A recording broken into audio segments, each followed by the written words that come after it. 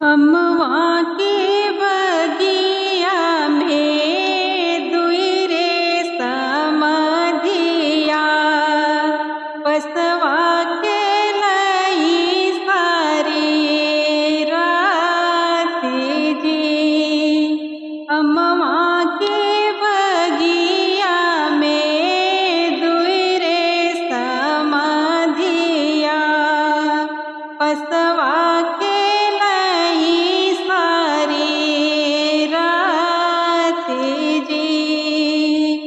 पसवा के लई जब घर के लवटले दुअरे पे बैठे मनवा मारी जी।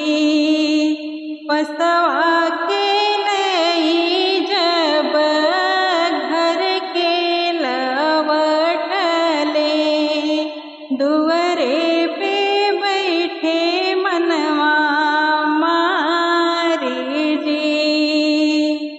घर में से निकरेली बेटी हो कवनी बेटी काहे पापा बैठा मनवा मारी जी।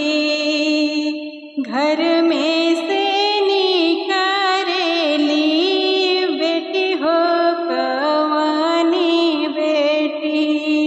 काहे पापा बैठा मनवा मारी जी। किया तू ही हारा बाबा बाग बगीचा किया तू ही हारा निवास जी। किया तू ही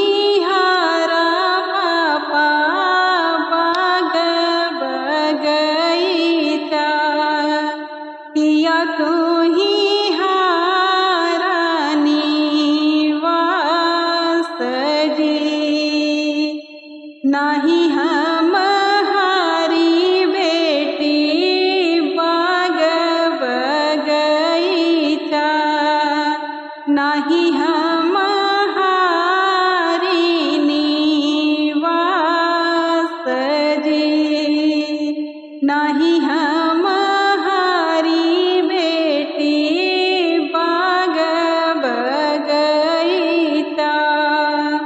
नाही हम हारी निवास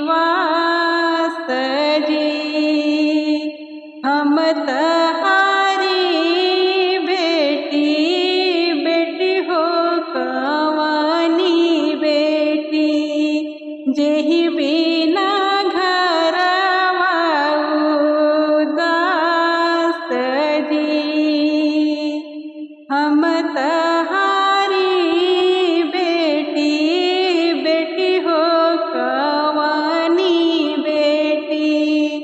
जेहि बिना घरवा उदास जी। पसवा के लिए समधी घर के जब लवटे दुअरे पे बैठे पान खाई जी। पसवा के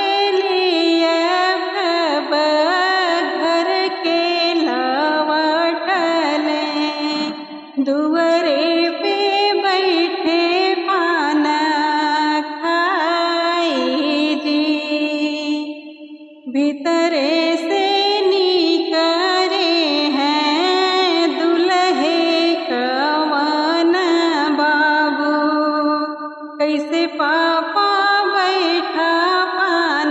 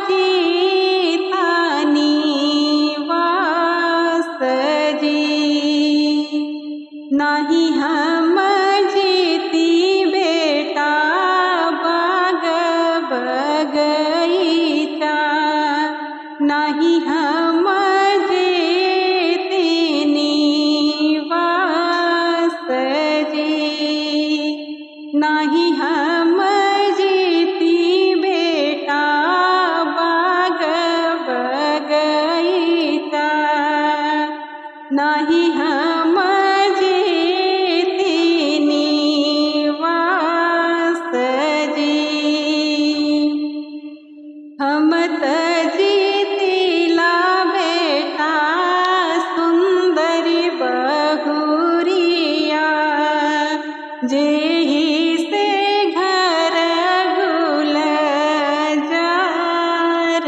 जी। हम जीतिला बेटा सुंदरी बहुरिया जेहि से घर गुलजार जी। अम्मा के बगिया में दुई रे समाधिया पसवा के लई सारी रात जी। अम्मा के बगिया में दुई रे समाधिया पसवा के लई सारी रात जी। पसवा के